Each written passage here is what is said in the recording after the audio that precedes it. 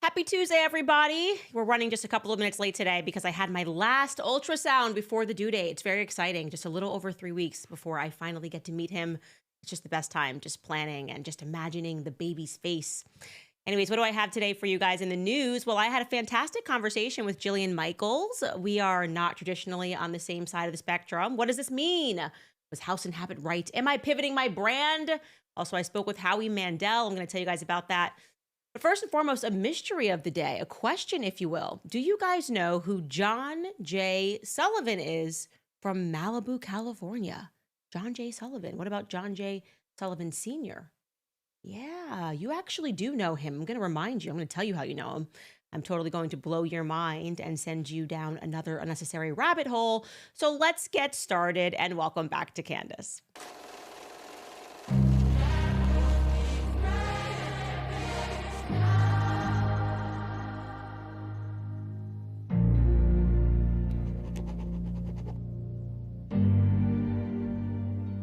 She's pivoting. It's a rebrand. I just cannot tell you guys. I genuinely feel like I'm in the middle of a well-financed campaign to convince people that I've somehow changed my opinion to accommodate the left. TikTokers are getting in on it. We're getting phone calls from the press every single day. Like everybody's working on an article about Candace Owens pivoting.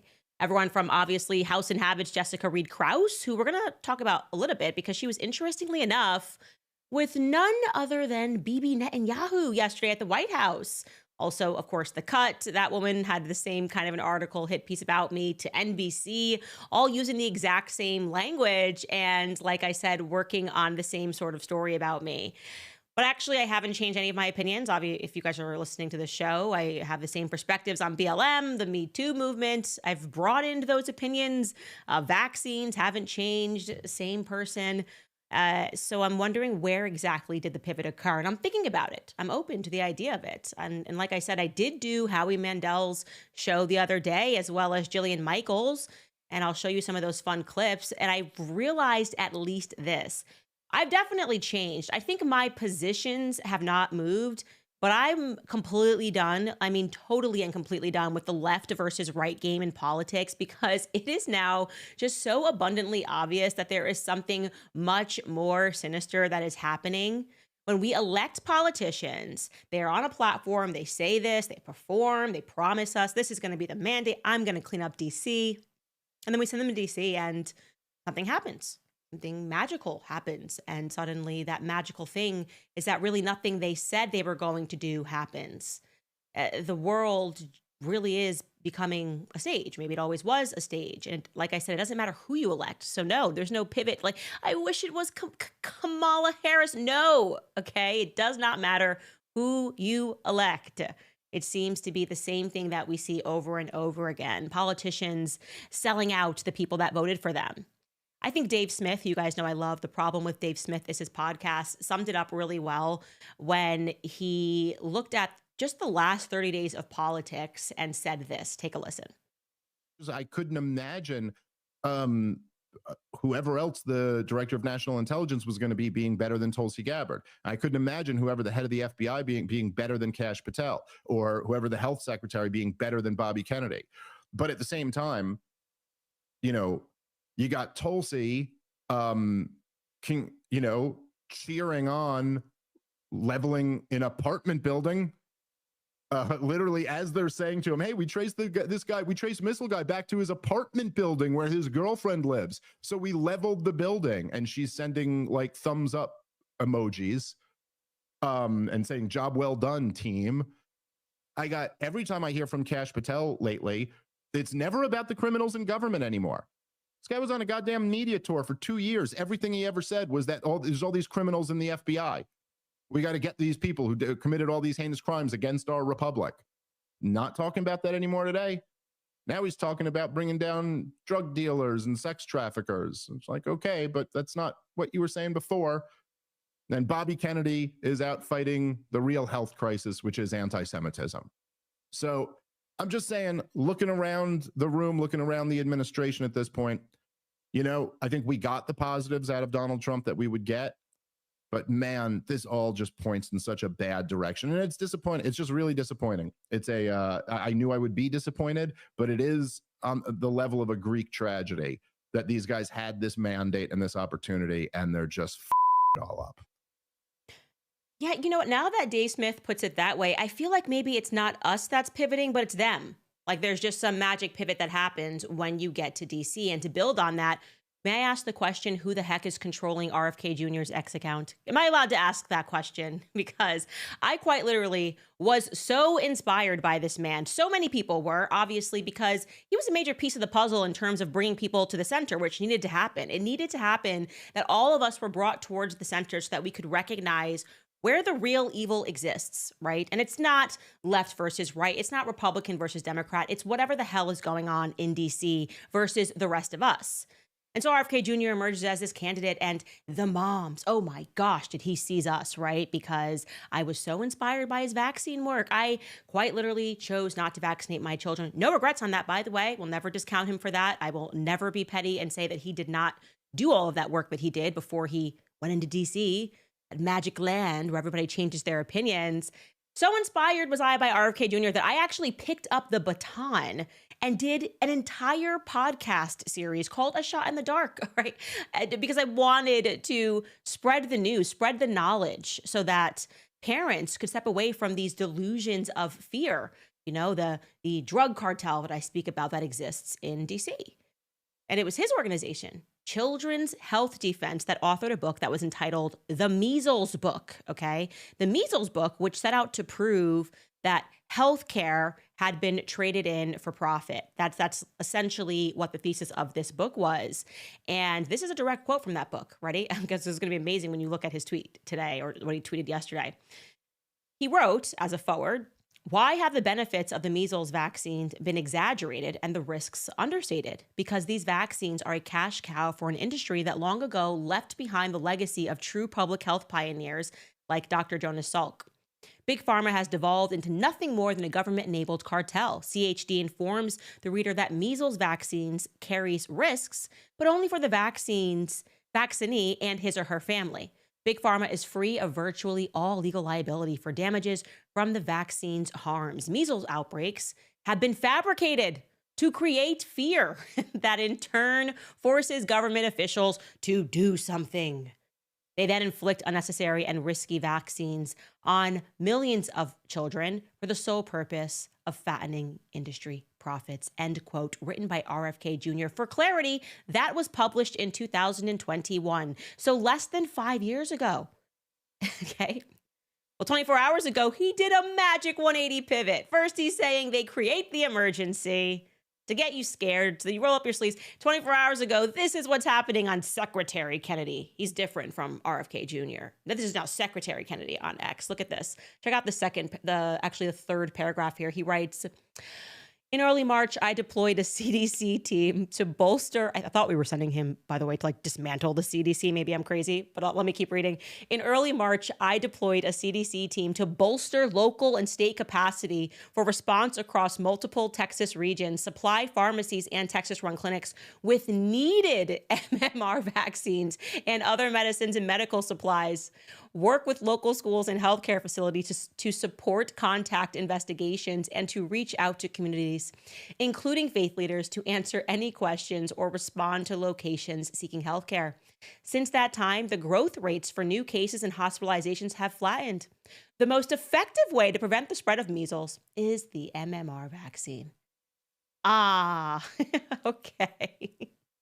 That was Secretary Kennedy, not to be confused with RFK Jr., who we knew 5 years ago, who's authoring that book. I just want to clarify that for you guys. And you ask yourself, how is it possible?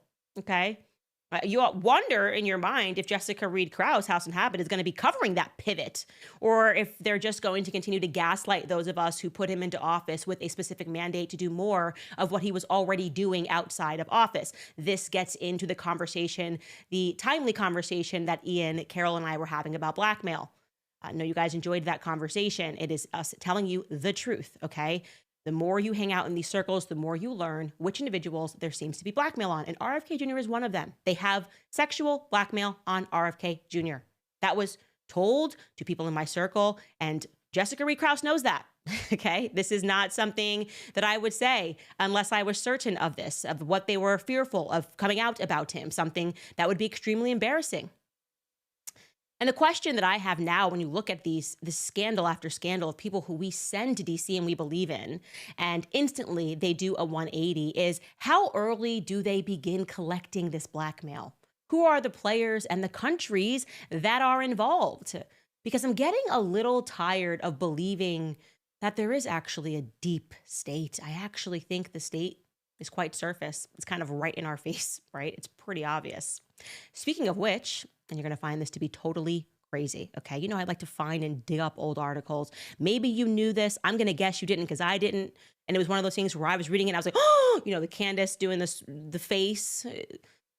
I'm always just so shocked when I come across these things and I realize how little we know about how our government actually works. And this is regarding the person who visited the White House yesterday, Bibi Netanyahu, the person I think who is running the White House, by the way.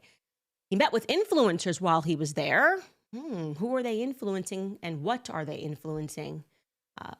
Who are they influencing or what are they influencing on behalf of, rather? We know that Jessica Reed Krause was there, as mentioned, because she posted a photo, and we know Tim Pool was there. We know Dave Rubin was there, who has just become an Israel shill in the most pathetic way.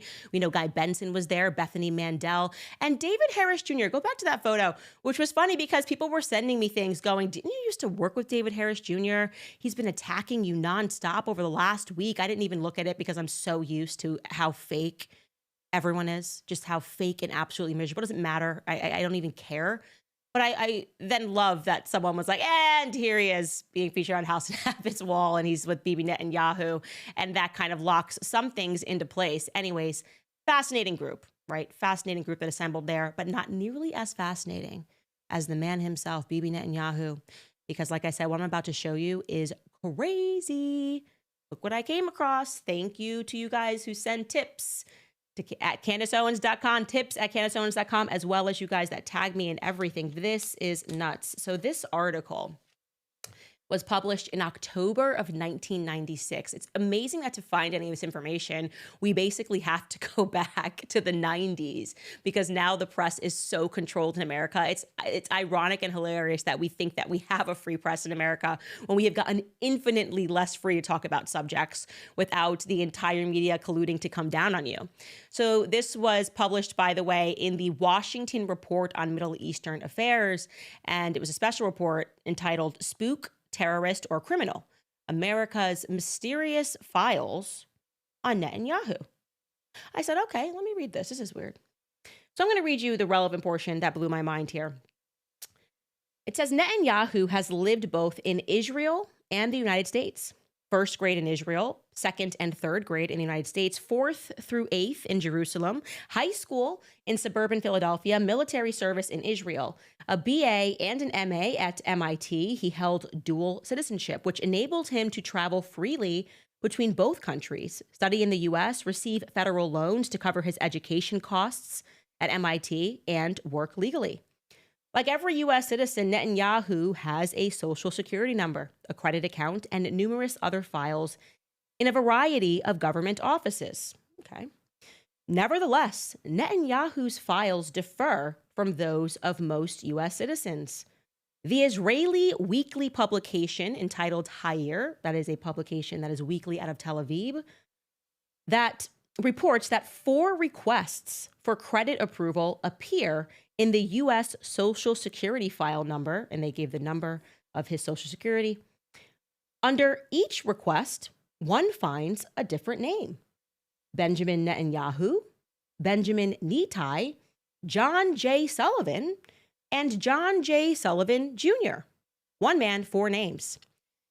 Benjamin Netanyahu is the name Israel's current prime minister was given at birth and which he now uses. In June of 1973, during his studies at MIT, Netanyahu submitted a petition to the Boston court asking to change his name from Netanyahu to Nitai, N-I-T-A-I. Quote, "I prefer a shorter name," he wrote on the request form. The petition was approved. Thus, the second name has an explanation. The last 2 names, however, remain a mystery. Furthermore, the address attached to these names, somewhere in Malibu, California, does not exist. Who then is John J. Sullivan?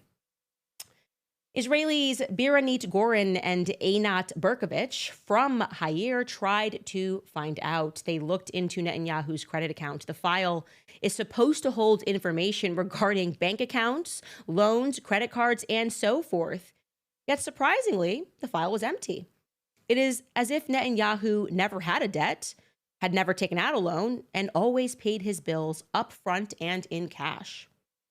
Gorin and Berkovich then attempted to examine Netanyahu's Social Security file, but they were denied access. They did, however, find out that Netanyahu's file has a different classification than most. They were denied access not merely due to the 1974 Privacy Act, but because the file had a quote-unquote confidential classification. Gorin and Berkovich have explained that such a classification only applies to 5 categories of people: those who work for one of 3 federal agencies, the FBI, the CIA, the IRS, or those who are considered to be terrorists or criminals. Since it's unlikely that Netanyahu fits the latter 2 categories, or that he worked for the IRS, it appears that he was on the payroll of a secret agency, the CIA or the FBI. Oh, amazing. Okay, cool. Yeah, I didn't know any of that. I'm checking the chat here to see if you guys knew that, were aware. Anybody here come across John J. Sullivan as he was studying through the United States and working on the payroll of our state?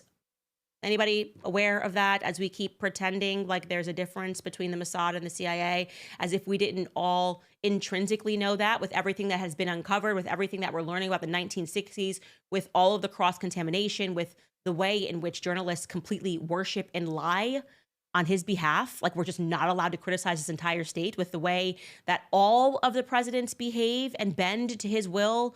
But this is quite shocking. Just being given a different name as you are moving through the United States school system. Why John J. Sullivan? Maybe somebody knew that, Netanyahu. Listening to that and coming to that understanding and recognizing that no mainstream media person would ever report this, does anyone actually believe that any administration that we vote for is going to defeat the deep state? Like I said, the state isn't even that deep. It's on the surface and it's laughing at all of us. Also, I'm beginning to realize that these multiple identities is something of a pattern, that people and families who work for the government are given entirely different names and ideas and identifications, so that they can move freely between different countries and literally create entirely different identities in terms of who they are. Like, Bibi Netanyahu was just like owned a furniture store, and now he's like a politician when he was in Israel. This is perhaps why, when we look back to Harley Pasternak, giving you guys a reminder in case you didn't see that episode where I explained why Kanye West engaged in an amazing act of bravery when he showed and potentially exposed the MK Ultra still in effect today amongst Hollywood stars to keep them in check and make sure they have the right ideas. This is why it's perhaps difficult to trace anything concrete regarding Harley Pasternak's potential familial connections to that original MK Ultra program, even though we were able to find out that he did work for the Canadian government. He worked for a program that allowed him to experiment on people's minds.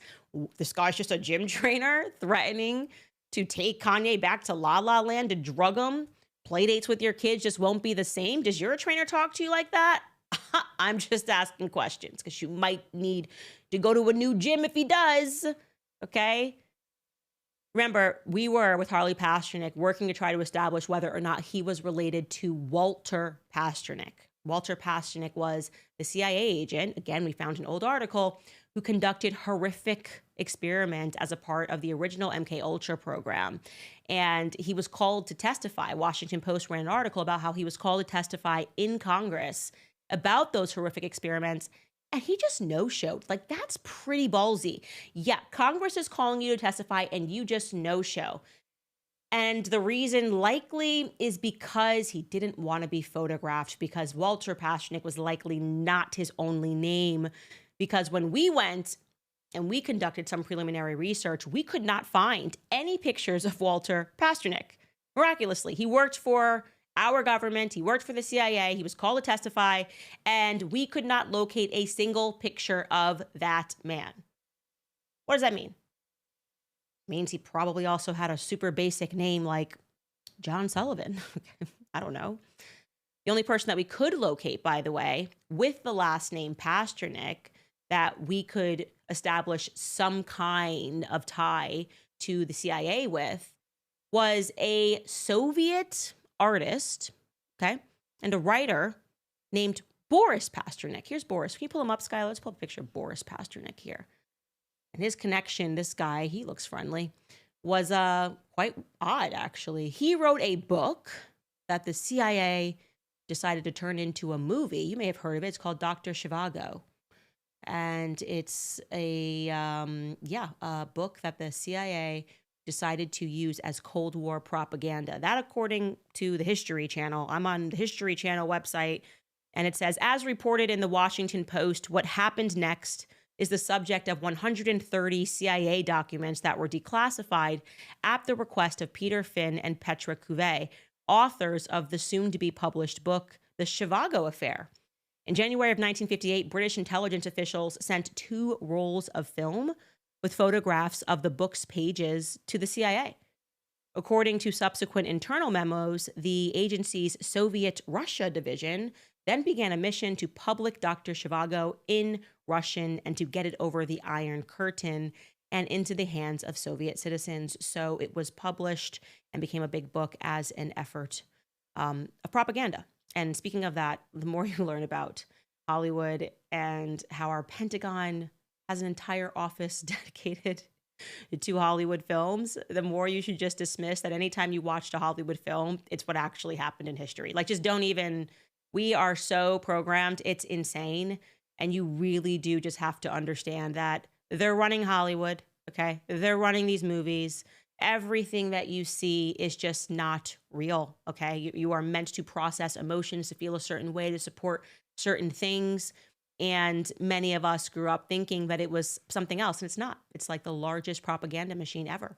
We're fighting the media, and it's not just the media that covers politics. It's the media that is produced when we come across a blockbuster film that compels us one way or the other.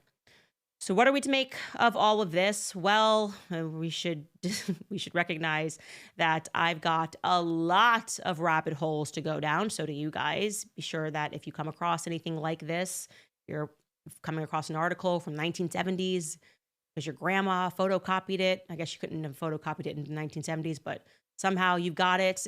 Please send it to us. Tips at CandaceOwens.com, because I am, like I said, got a lot of reading to do and a lot of discussions to be had, but it's going to take us, left and right, understanding that we've all been deluded and we've all been lied to, and we should want to seek this information, to ask these questions, and to figure out who or what is the hand controlling all of this. That's all I'm going to say about that topic. All right, reminding you guys about preborn, because you guys know when a woman faces an unplanned pregnancy, she's often pressured to end her child's life. She wants to make the right choice, but society and those around her are telling her that the baby is not a life.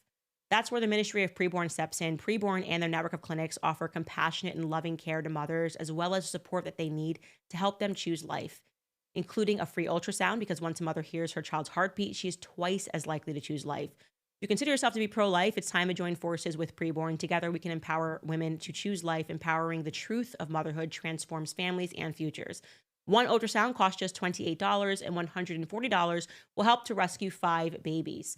When you donate monthly, you'll receive stories and pictures of the lives that you helped to save. To donate securely, just dial pound 250 and say the keyword baby. That's pound 250 baby. Or you can donate securely at preborn.com/Candace. Again, that's preborn.com/Candace. Also, telling you about Fatty 15. What a name, right? It's pretty simple. Essential nutrients keep our cells healthy, which keeps us healthy. Studies show that C15 works by strengthening our cells, improving our mitochondrial function, and protecting us against damaging free radicals. The result, better long-term metabolic, liver, and heart health. Fatty 15 is a science-backed, award-winning, and pure C15 supplement. By replenishing our cells with that essential C15 nutrient, Fatty 15 effectively repairs our cells and restores our long-term health. Fatty 15 has 3 times more cellular benefits than omega-3 or fish oil. This functionality leads to a myriad of exciting benefits now and as we get older, namely improved metabolic, liver, and heart health, smoother functioning joints, deeper sleep, and healthier hair, skin, and nails. And all of that is very essential. It comes in a reusable glass jar, and refill capsules are shipped to your door quarterly in pouches that are made from recycled materials. Fatty 15 is on a mission to replenish your C15 levels and restore your long-term health. You can get an additional 15% off their 90-day subscription starter kit by going to fatty15.com/Candace and using code Candace at checkout. Again, that's fatty15.com/Candace and use code Candace. All right, so I went to LA. It is a godforsaken place. I really don't like being in LA. I can't explain it. The vibes are not good, but I did experience good vibes when I went on the Jillian Michaels. I've always been a fan of her, because I absolutely love fitness. I love health, and she has always offered that, and has always been a person who used her platform to speak about the harms of movements that are not actually promoting health under the guise of wanting to keep you mentally healthy, but not physically healthy. Physical health isn't, you cannot extract that from your mental health. Anyways, she has a podcast called Keeping It Real with Jillian Michaels, and it was fun. It's always fun to sit down with someone who you're on the opposite side of the spectrum with, when it's not hostile and you're just sharing information. And I know I totally blew her mind about a couple of topics, but I wanted to show you this one clip because we were discussing George Floyd, and I know that so many people that watch this show are like, I still disagree with you about George Floyd. And so here is a friendly banter between me and Jillian Michaels regarding that topic. Take a listen. He's crying for his mother. Okay. Get the I'm about to wake you up. Ready? Girl, I'm about to take your red pill. Get off. No, He no. was handcuffed. He I'm about to gave give you the red up. pill. He almost sprayed the people in the crowd. Red pill, blue pill. You only get one. Give me the. I'm gonna hit you with the red pill. I want the red one. Have you ever seen the full arrest tape? No. You've only seen 9 minutes that were shot on the side of the sidewalk by Darnella Frazier because the Minnesota prosecution locked down the full arrest tape from the officers. You watch it, your whole mind is going to explode, okay? First and foremost, they tried to peaceably arrest this man. It's very clear he ingested more, whatever was in his car, trying to get away with it, whatever. They peaceably put him in the back of a cruiser, okay? And he says, I don't want to be in the car because I can't breathe. I have claustrophobia. The guys say, we just took you out of this car. What do you mean you have claustrophobia? Why are you acting funny? He asks the guy in the car who was with him, did he just ingest something? Did he do something? George Floyd asks the police officer to put him on the ground himself. Mama, which the media didn't tell you, they made you think that he was calling for his mom. It's not true.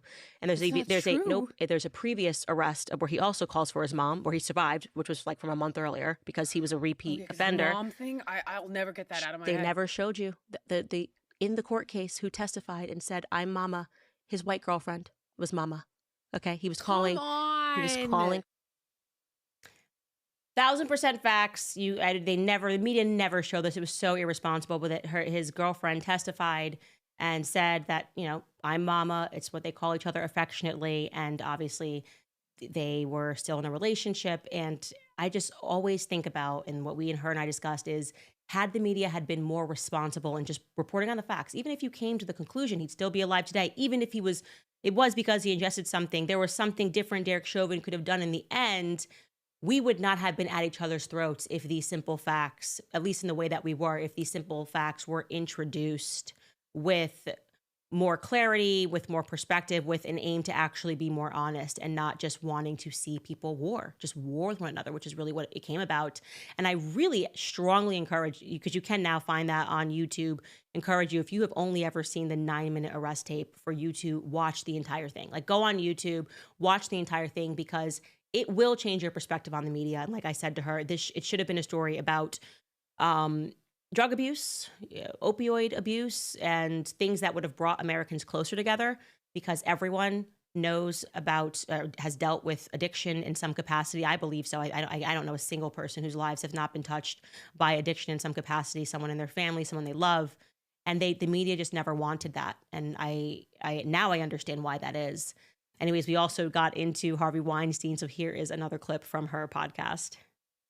There were so many women who spoke out.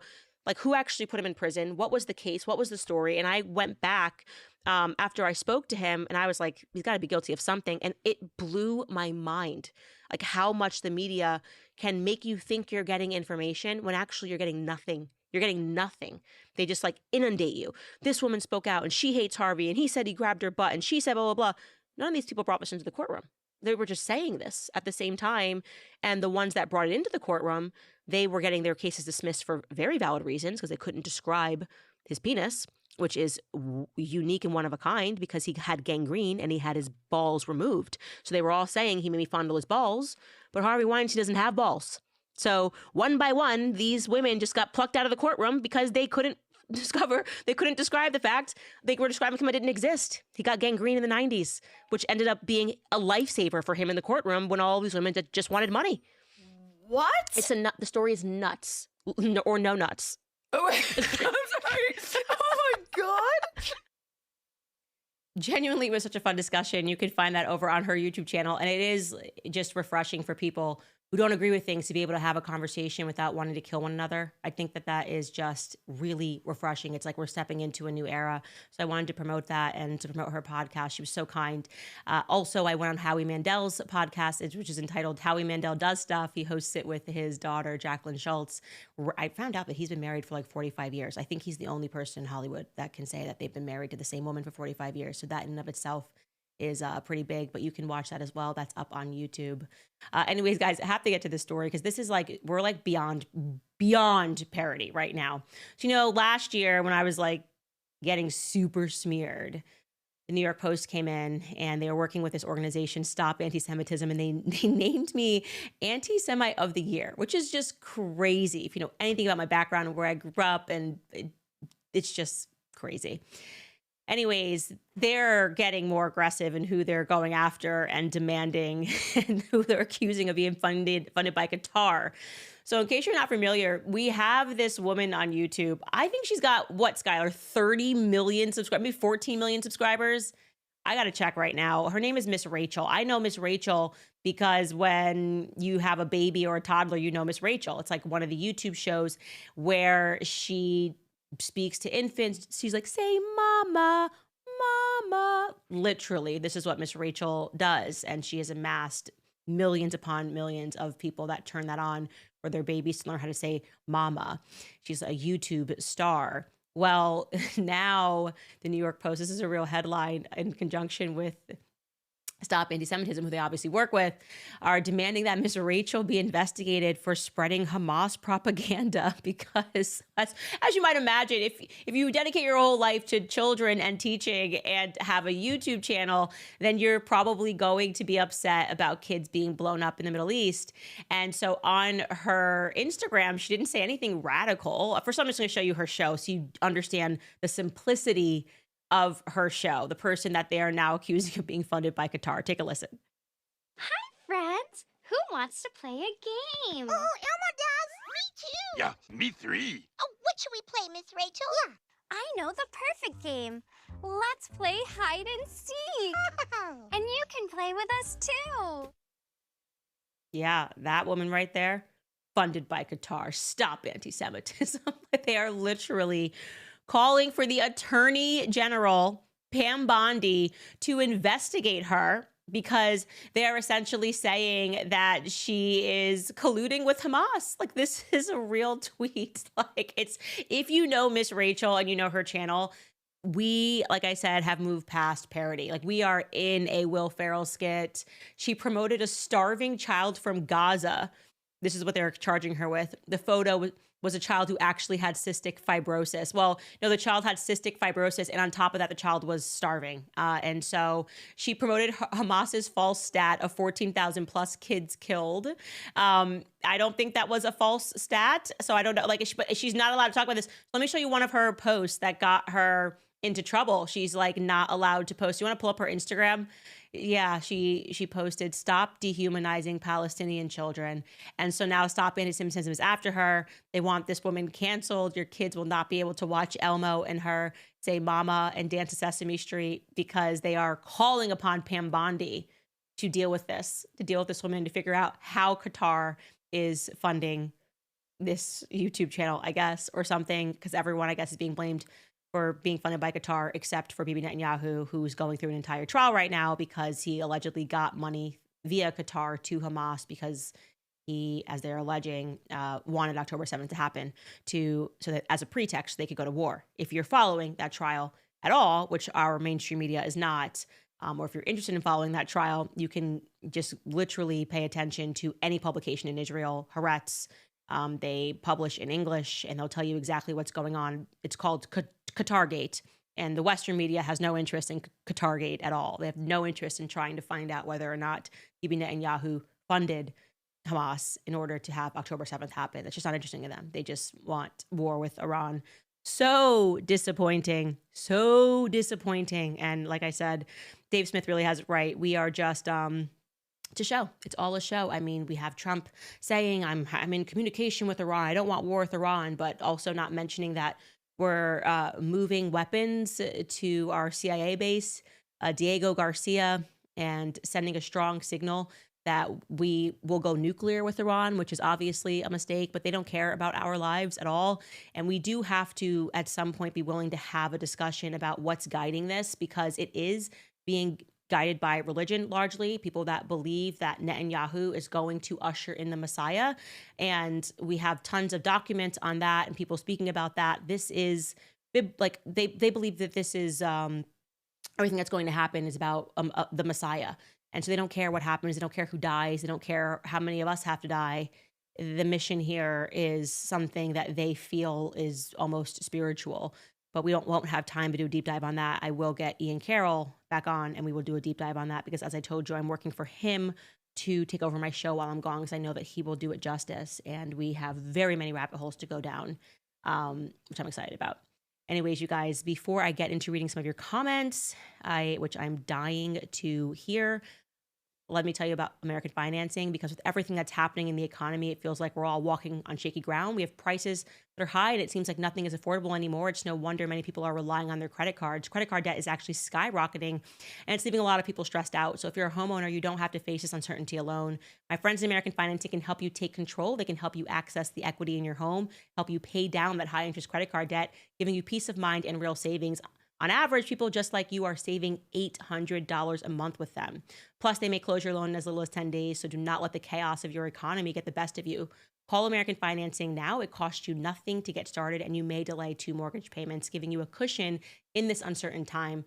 Call 800-795-1210. That's 800-795-1210. Or you can visit americanfinancing.net/Owens. That's americanfinancing.net/Owens. All right, so we have this comment, first and foremost, from Toot Mascoot. I love that. Toot Mascoot. What do you have to say? Yo, Candace and George, any chance we could get some man merch? The anti-feminist and make him a sandwich gear just wouldn't go over the same way if us dudes were to wear it. Actually, I think it would be really funny if a guy just wore a shirt that said anti-feminist or make him a sandwich. Maybe not those colors. We did drop some new colors, though. Didn't we drop new colors? But maybe it still has the woman with the arm on it. You're right. We got to get some darker colors, maybe, because the colors are a little bit effeminate. I will look into that. By the way, I definitely want to shout out for those of you guys that have signed up on our website. Our website was built by Patmos. You might have seen everything being revamped, and their team is amazing. So if you guys are looking for someone to host you, an alternative to the big hosting companies, multiple data centers, and a U.S. customer service base, Patmos provides tremendous value for all of your hosting needs and web development needs. If you're looking to do something independent, big tech's got you down. You can discover why businesses save big and get better service when you switch to Patmos. So visit patmos.tech to make the switch today. That's patmos.tech. Okay, who else do we have in the comments section? Theo, was that actually Theo Vaughn? Wow, Theo Vaughn is in the comments section. I was going to play a prank on him for April 1st since I found he was my next door neighbor. Theo, if you're still watching, I was going to put Pikachu all over your yard because I'm still confused about your beef with Pikachu. When you thought about him, you said, oh God, he's nasty. And no one really understands why you think he's nasty, so I was just going to put him in your yard, but I didn't do it. I resisted the urge. Nicholas Grimmy writes, Candace, look into Taylor's production inspiration on the Reputation album. She said it's sonically inspired by the music in Game of Thrones. Who is behind the dragons, Tay or Ryan? Yes, some of you guys emailed me, and also the exact language, this is crazy, the exact language that Ryan puts in his message to Justin Baldoni about like what Taylor Swift and him are to Blake Lively. Taylor Swift also used it in a speech at NYU. Very strange, okay? Maybe Ryan wrote her speech. He's pretty controlling. I'm sure he just banged out a speech for Taylor Swift, and she's like, I write music. I don't write NYU speeches. And he's like, I do scripts. Who knows? Also, was in New York. Obviously, she would have been staying with them. But I have to get all of that together. I'll package a little update for you guys tomorrow on all things Taylor Swift and dragons. But the one thing that we did learn yesterday is that Ryan is a queen. Okay, he is a queen. An opinion, I love that for a name, writes, RFK Jr. wrote the foreword to Vaccine Whistleblower Exposing Autism Research Fraud at the CDC by Kevin Barry. He knows. Dr. Thompson admitted it from the CDC. Yeah. So who controls the CDC? Who controls Big Pharma? Who's earning money and would have stopped him from going on the mission and delivering on the mandate? That's the question that you have to ask yourself. And it's the same people who brought us all of the COVID lies. That's the reality. And we know that they're tremendously powerful because they shut down effectively the entire world on the basis of lies. So let's not doubt what he's up against, but let's also have the courage to recognize that he sold out. You know, that's just what it is. And I'm sorry if that makes people feel like I pivoted because I won't like become a neocon, and just tell you guys it's all part of a bigger plan. We're being sold out, but that's a part of an even bigger plan. Just wait until next month and you'll see that it's like, no, let's just call a spade and recognize that we maybe perhaps we need to stop relying on government for solutions, full stop. Shauna writes, Anomaly. I love Anomaly, actually. He made my first video ever go viral. Had an interview with David Harris asking him to ask Trump the hard questions because he was close to the team. David knows all the things he is attacking Candace for. He sold out to hang at Mar-a-Lago. That's like a running theme. Like Mar-a-Lago's like, it's nice. Been there a lot of times. It's got good food. Not enough to sell out. I mean, the food's not like that good. I'm sorry, Trump. It's not. I'm just like, it's like, it's nice, I guess, Palm Beach, but not enough to sell out. And I'm 9 months pregnant and I still I'm pretty hungry right now. And I still would be like, nah, I gotta keep my integrity intact. So I don't know, but that seems to be the theme. They just want to be in the in crowd and they'll say whatever. But I just hope everybody recognizes that like when it all comes down, they'll kill you too. Like, I just want to it's just when you get to the point where you have to like start saying that it's like cool for like innocent babies and children to die. And you're like, well, I'm in the crowd that's saying it. So my innocent children and babies won't die. No, that's not really how it works. Actually, one of the things that's hidden and it's in a book that I read. I wish I could recall the author, Israeli historian. It might be Shlomo Sand. Don't quote me directly. But I was reading, and he was someone who was an Israeli historian, kind of defected from Zionism. And he's like, one of the worst kept secrets is that the person who established Israel, who's credited with it, Theodore Herzl, said, like, I'll kill, like, if we have to kill 2 million Jews or 4 million Jews, whatever he said, to get Israel established as a state, then let's do it. Like, then so be it. Okay, that's like, and I'm going to find that quote for you because someone's going to be like, that's not true. No, actually, he said that. So I just also want you to know that, like, if you're Jewish and backing this up, they'll kill you too. Like, it's just, there's no one that won't, when you get to the level of I will kill a child and lie about it, you're at the level where I'll kill anybody and lie about it. Like, there's a bigger thing happening here. So don't think you're, like, marked safe by being a sellout and pretending like you don't think that, babies dying is wrong. Just want to let you know, you die too. Maybe they kill you last, but you're dying too, okay? just putting that out there. Okay, this person, Adele Q, writes, expose that international criminal and genocide lover. No place for him at the White House. Arabs for Candace. Are you talking about John J. Sullivan? Who are you talking about? Are you talking about Benjamin Netai? Who are you talking about exactly? I'm not sure who you're talking about. And then we have one person who disagrees with Dave Smith. This is Cultured Redneck. I like that, a cultured redneck.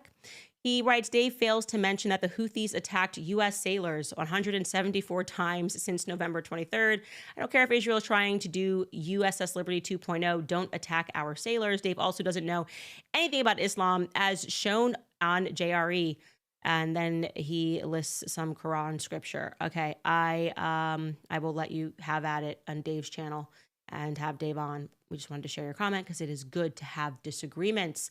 And I very much disagree with that. It's just, we just can't come up with excuses for us to keep doing their bidding. And like, it's because of this, we're doing exactly what BB wants at all times. It's just, I'm bored. I'm just bored with it. I'm bored with all of the fake stuff. And like I said, like I'm not saying the food at Mar-a-Lago isn't good. It is good, but it's not that good, not sellout good. Anyways, let me stop speaking before I get myself into more trouble, before another article is written about my pivot, before I get listed next to Miss Rachel as Anti-Semite of the Galaxy, which I think that could be an award that they're producing. I don't know. I really don't know. Anyways, I'll see you guys tomorrow.